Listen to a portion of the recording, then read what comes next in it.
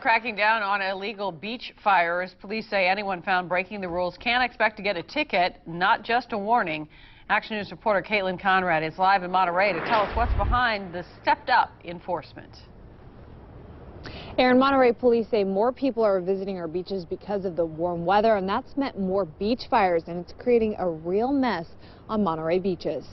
Del Bonte Beach in Monterey is covered with evidence of beach fires. The beaches here are so nice, but you can definitely see the black sparks kind of everywhere from charcoal, I guess. The ashes and particles from beach fires get spread around the sand, leaving residue and turning the tan sand to gray. It's been nice weather, so they get out and have fires and stuff. I do notice more debris, though, trash and whatnot. Which is why Monterey police have decided to crack down.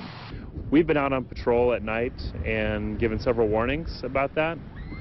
And now we're in a period where we're going to transition more into issuing citations. Lieutenant Jeff Jackson with the Monterey Police Department says they'll be issuing tickets for fines during the off-limit hours of 10 p.m. to 6 a.m. and to anyone building a fire outside of a ring at any time. The debris in this fire ring is still hot, and the danger is if it was just out in the open and not in the ring, someone could easily step on it and burn their feet.